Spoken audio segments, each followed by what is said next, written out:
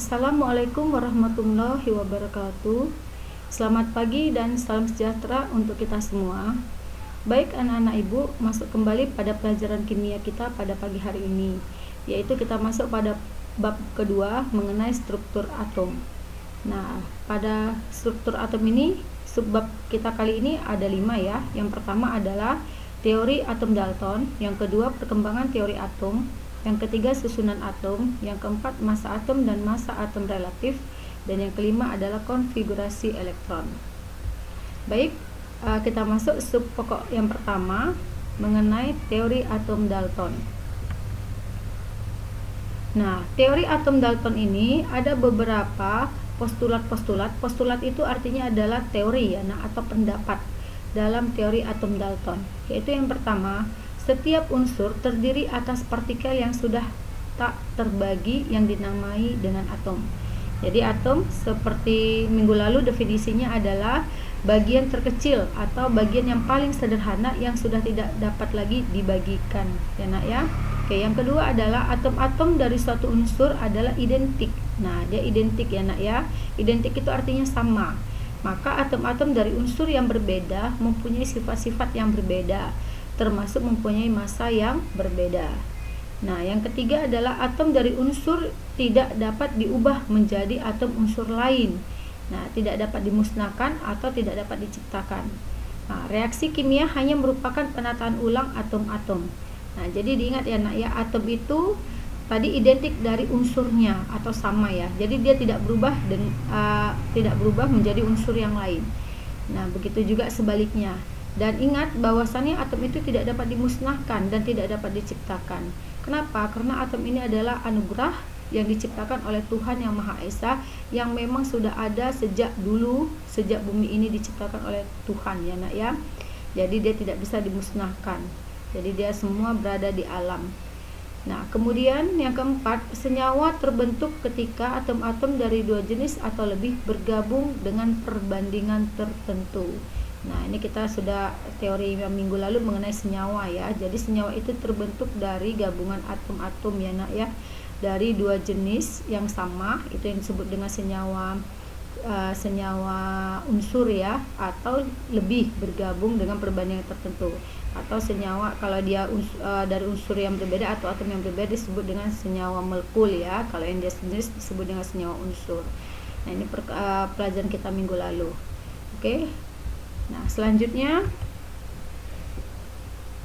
kita lihat pada perkembangan selanjutnya beberapa postulat atau teori dalam teori atom Dalton ternyata ada yang kurang tepat.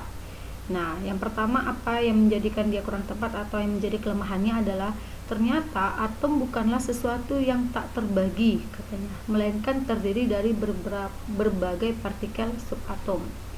Yang kedua, meski mempunyai sifat-sifat yang sama, atom-atom dari unsur yang sama dapat mempunyai massa yang berbeda. Nah, yang ketiga, melalui reaksi nuklir, atom dari suatu unsur dapat diubah menjadi atom unsur yang lain. Yang keempat, beberapa unsur tidak terdiri atas atom-atom melainkan molekul-molekul. Nah, empat ini termasuk kelemahan dari teori atom Dalton ya nak. Nah, selanjutnya, maka teori atom Dalton mana yang dapat diterima? Nah, kita lihat. 1. Atom adalah unit pembangun dari segala macam materi.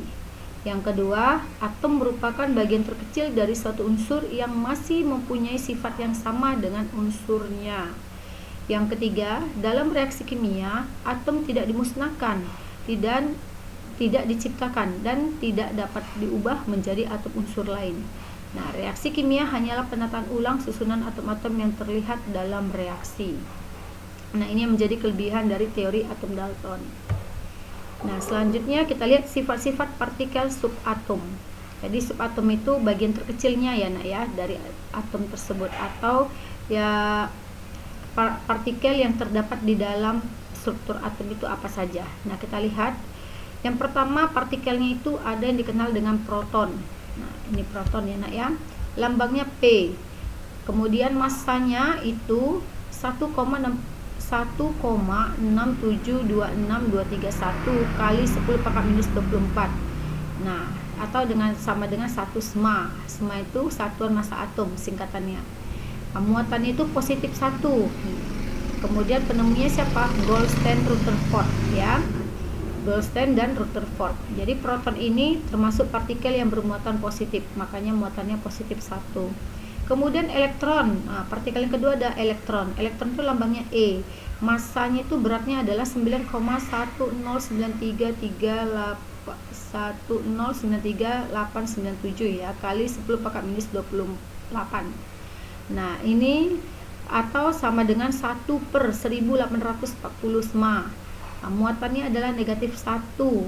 Nah, ini penemunya adalah J.J. Thomson. Nah, elektron ini termasuk partikel yang bermuatan negatif. Nah, kemudian neutron.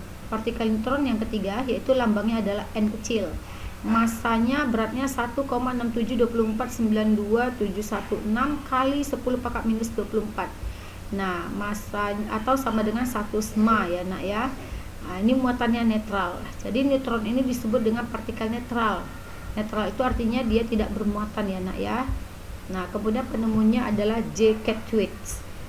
Nah, ini nanti bisa kalian baca di buku teori kimianya ya nak ya. Nah, selanjutnya kita lihat penemu elektron. Nah, ini harus kalian ketahui siapa penemu elektron. Maka elektron itu pertama sekali ditemukan oleh Joseph John Thomson pada tahun 1900 atau biasa disingkat dengan namanya J.J. Thomson ya nak ya, tahun 1900. Nah, kemudian pada tahun 1821 ini sebelumnya Sir Humphrey Davy itu menemukan bahwa gas menjadi penghantar yang lebih baik pada tekanan yang rendah. Nah, selanjutnya banyak percobaan yang dilakukan dengan tabung hampa yang disebut dengan tabung pengawan muatan atau discharge tubes oleh William Crookes. Nah, ini nanti kalian bisa baca juga ya nak, ini semuanya teori yang berhubungan dengan perkembangan teori atom ya nak ya, dari tahun ke tahunnya. Nah, ini kita lihat bisa ada lihat susunan tabung pengawan muatan atau tabung sinar katoda. Nah, ini salah satu dari eksperimen ya, eksperimen dari Sir Humphrey Davy. Nah, kemudian kita lihat apa saja sifat-sifat sinar katode. Nah, ini ada sifatnya, ada 3 ya. Nah, yang pertama, sinar katode itu merambat lurus dari permukaan katode menuju anode. Sudah. Jadi katode di sini yang bermuatan negatif dan anodenya yang bermuatan positif ya. Nah, kemudian sinar katode dapat memutar kincir. Nah, itu sifatnya ya, dapat memutar kincir. Selanjutnya sinar katode dibelokkan ke kutub listrik positif. Nah, sudah. Nah, selanjutnya kita lihat apa hakikat dari sinar katode. Nah, ini menurut si J.J. Thomson ya nak ya. Jadi J.J. Thomson pada tahun 1897 dapat menemukan nisbah muatan terhadap massa nilai E/m dari partikel sinar katode. Nah, jadi ini E/m itu adalah nilai nisbah muatan ya nak ya terhadap massa ya. Jadi E di sini elektronnya atau muatannya dan M di sini adalah massanya. Itu katanya E/m itu sama dengan 1,76 kali 10 pangkat 8 coulomb per gram atau coulomb gram pangkat minus 1 ya. Nah, selanjutnya kita lihat percobaan tetes minyak Millikan. Nah, ini percobaan yang dibuat oleh Robert Andrews Millikan. Nah, sesuai dengan namanya ya, jadi dikenal dengan tetes minyak Millikan. Maka Robert Andrews Millikan melakukan percobaan untuk menentukan muatan elektron melalui percobaan tetes minyak. Nah, ini dia salah satu alat percobaannya ya nak ya. Nah, di sini dia menemukan bahwasannya besar E atau muatan itu sama dengan 1,602 kali 10 pangkat 19 coulomb. Nah, tadi kita bandingkan, tadi Thomson menyatakan teorinya E/m itu sama dengan 1,76 kali 10 pangkat 8 coulomb per gram. Nah, si Millikan itu menyatakan bahwasannya muatan itu sama dengan 1,602 kali 10 pangkat minus 19 coulomb. Nah, maka massa elektron berarti M ya. M itu sama dengan 9,11 kali 10 pangkat minus 28 gram. Nah, itu dia massa elektronnya. Ini teori ya nak ya, yang ibu jelaskan ini semua adalah sejarah teori yang kita nanti pelajari ke depannya. Nah kemudian teori atom Thomson. Nah ini teori atom Thomson ya, apa katanya? Kalau tadi kita sudah belajar tentang teori atom Dalton, ini teori atom Thomson.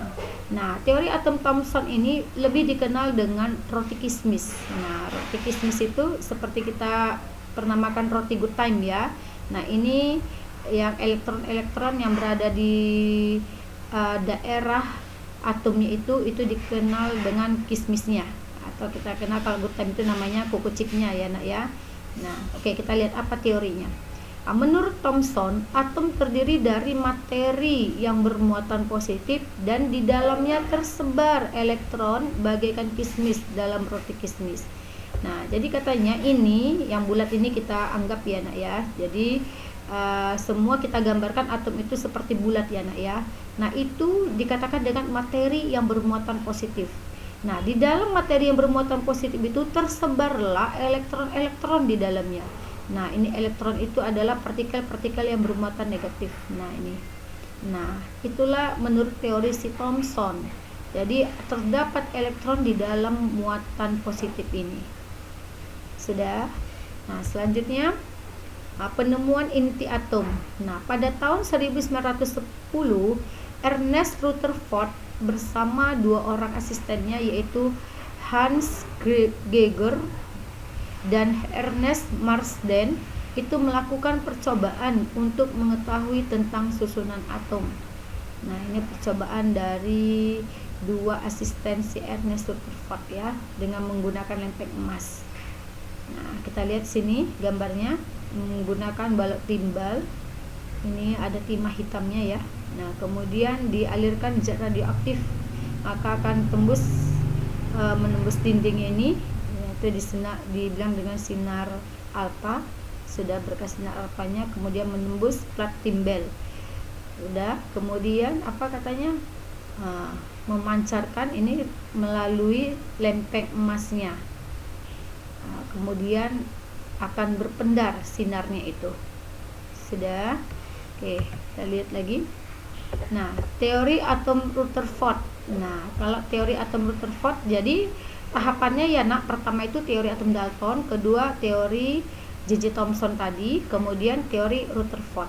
Nah, kalau teori Rutherford itu gambarnya seperti ini.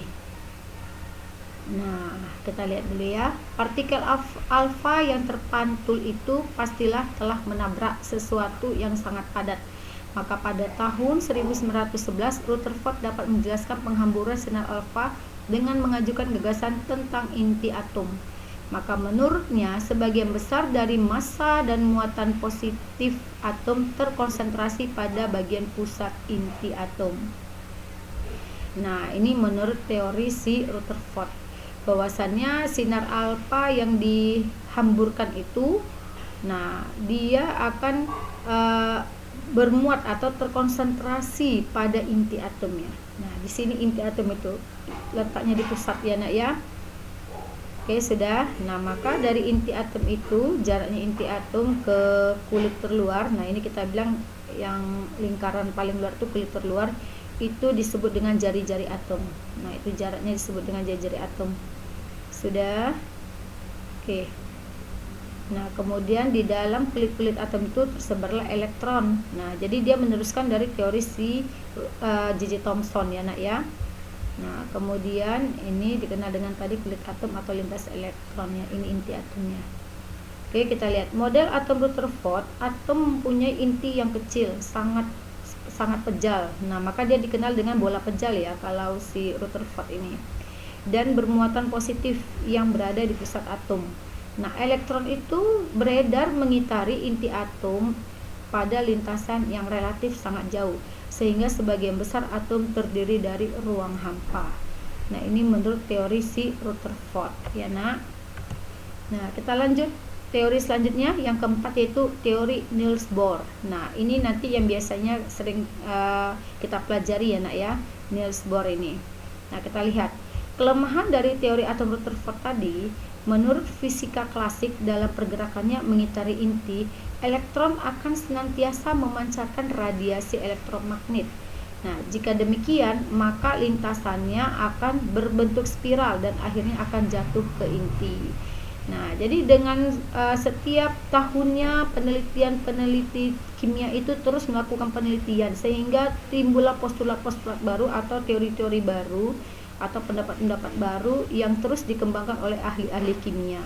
Makanya dari mulai zaman ke zaman itu perkembangan teori atom terus berkembang ya nak ya. Jadi mulai dari tadi teori atom Dalton, teori atom J.J. Thomson, kemudian teori atom Rutherford, dan terakhir ini teori atom Bohr. Nah, baru nanti terakhir kali kita akan belajar tentang teori mekanika kuantum. Oke, sudah. Selanjutnya, nah ini model atom Niels Bohr ya. Nah, jadi kalau Niels Bohr itu menggambarkannya seperti ini nak. Seperti kalau kita bayangkan seperti apa ini? Orbit ya. Nah, orbit bumi ya. Nah, ini misalnya matahari di tengahnya. Nah, ini ada garis orbitnya. Nah, ini kalau kita kenal dalam struktur atom ini namanya kulit. Nah, kulit pertama, kulit kedua, kulit ketiga, kulit keempat, kulit kelima, dan seterusnya. Nah, kulit pertama itu biasanya kita kenal dengan kodenya K. K, L, M, N, O, P, Q. Nah, jadi ingat K itu kulit pertama, L itu kulit kedua, M itu kulit ketiga, dan seterusnya. Sudah? Atau dikenal dengan N ya, N1, N itu sama dengan kulit ya, kulit pertama, kulit kedua, kulit ketiga, dan seterusnya. Sudah?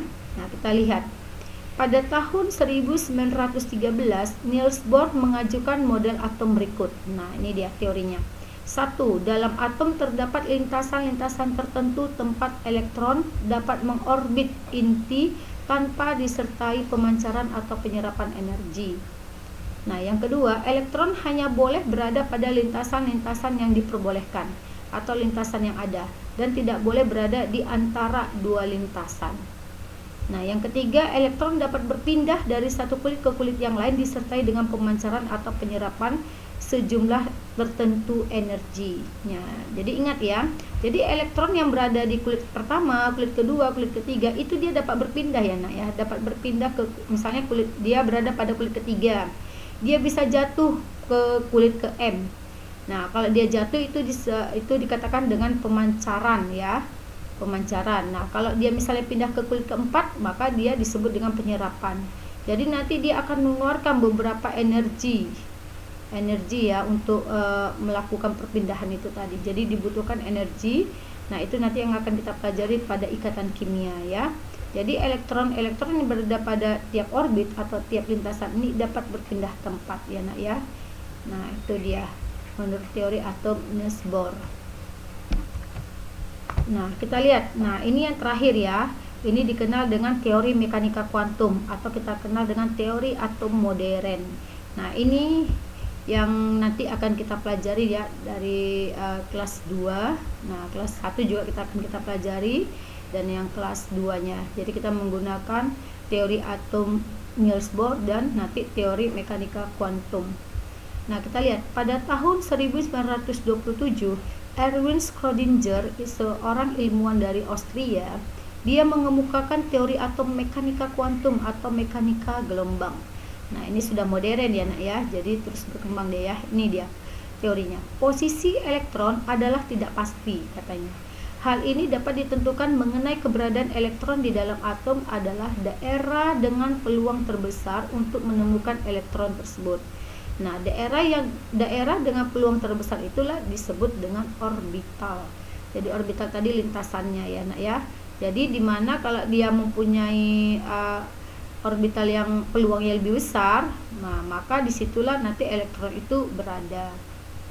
Nah, kita lihat ini perkembangan model atom dari zaman ke zaman. Nah, kita lihat ini pertama tadi model atom Dalton. Nah, ini kalau kita bilang seperti bola polos ya. Nah, polos dia belum menemukan elektron.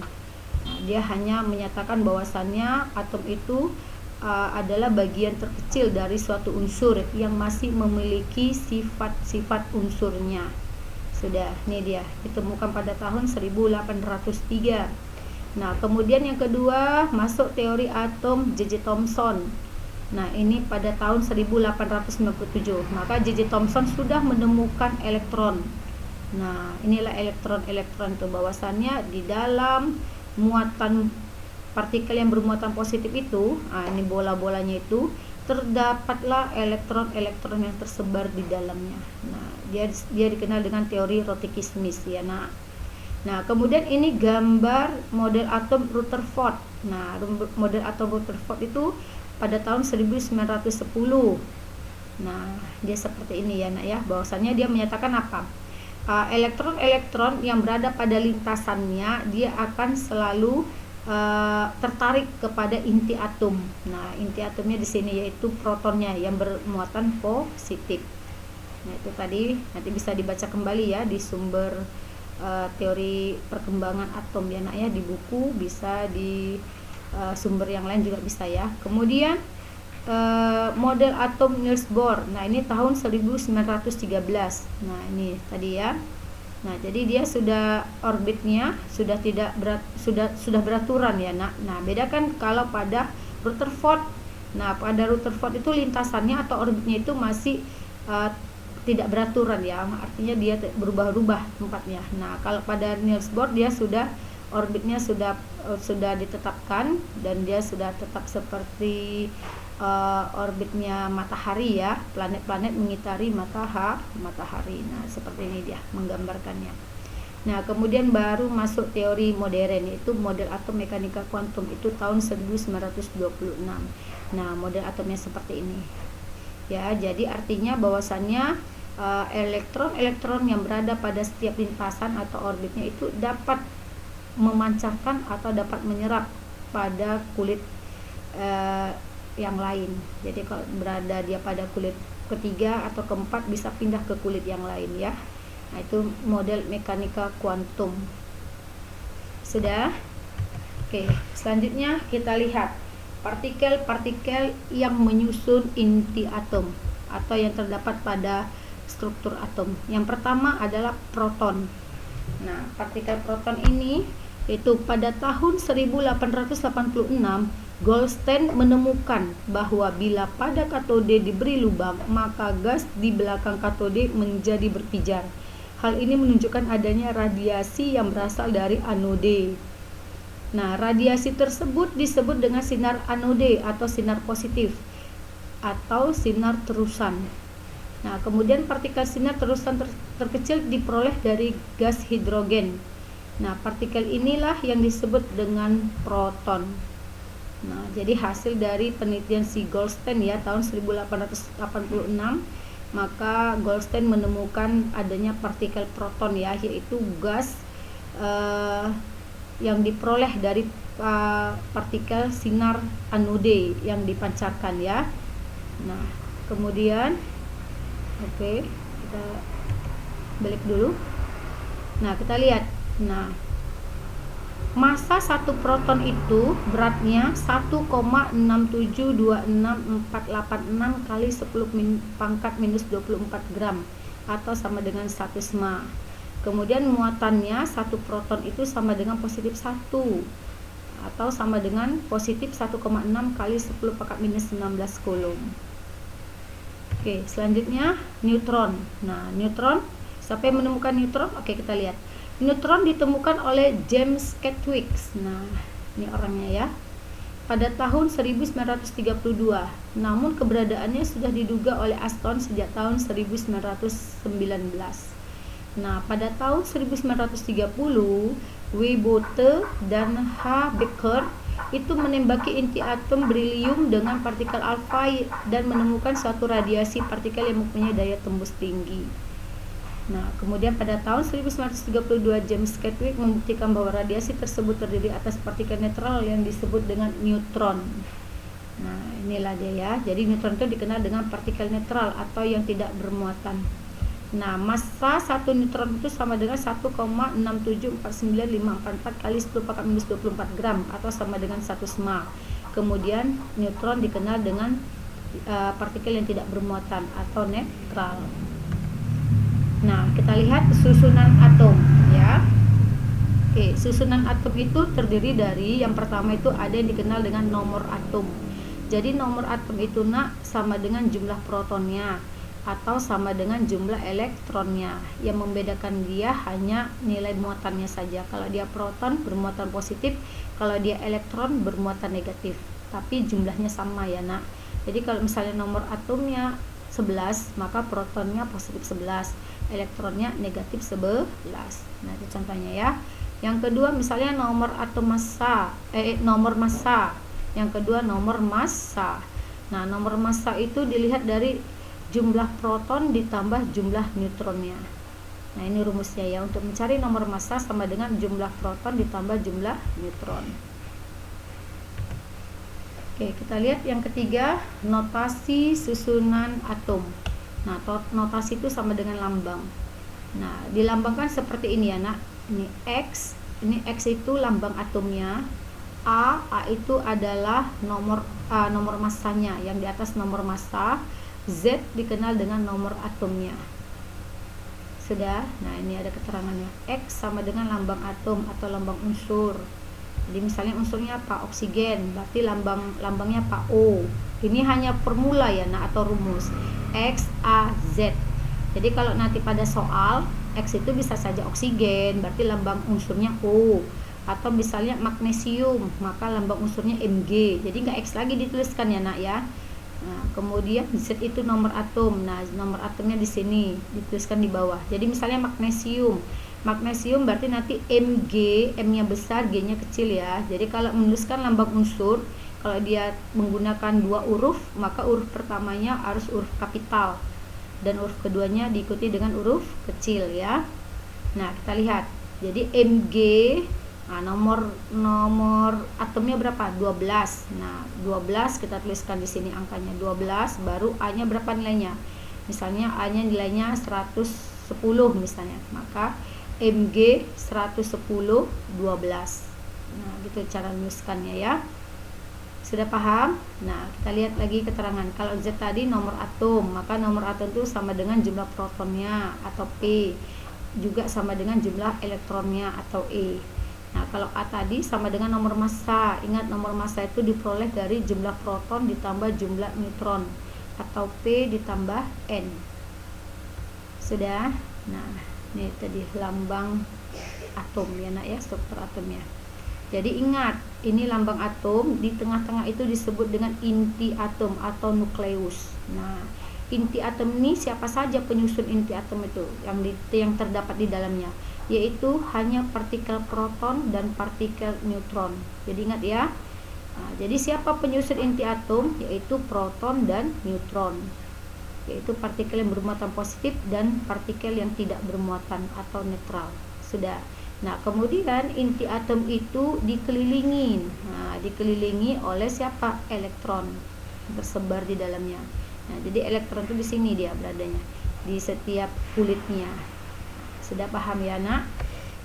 Oke, kita lihat selanjutnya. Nah, yang keempat ada yang dikenal dengan isotop. Nah, apa isotop? Isotop itu atom-atom dari unsur yang sama dapat mempunyai massa yang berbeda. Nah, jadi ingat, isotop itu pengertiannya berasal dari unsur yang sama tetapi mempunyai nomor massa yang berbeda. Kalau dia isobar itu atom dari unsur yang berbeda mempunyai nomor atom yang berbeda tetapi mempunyai nomor massa yang sama. Nah, jadi kalau isobar ini nomor atomnya berbeda ya nak. Kalau dia nomor atomnya berbeda berarti atomnya pasti berbeda ya, jenis atomnya berbeda, tetapi dia memiliki nomor massa yang sama. Nah, kalau dia isoton itu atom dari unsur yang berbeda, mempunyai nomor atom yang berbeda pula tetapi mempunyai jumlah neutron yang sama. Oke, sudah. Nah, kita sampai sini saja dulu ya, sampai lambang atom tadi ya. Nah, untuk minggu depan kita akan belajar tentang atom relatif ya. Nah, ini massa atom dan massa atom relatif dan elektron valensi. Jadi untuk hari ini sampai sini dulu yang ibu sampaikan. Nah, nanti akan ibu berikan latihan mengenai bagaimana menyusun inti atom ya, mencari jumlah proton, elektron, dan neutron. Oke, selamat pagi, sampai ketemu lagi minggu depan. Assalamualaikum warahmatullahi wabarakatuh.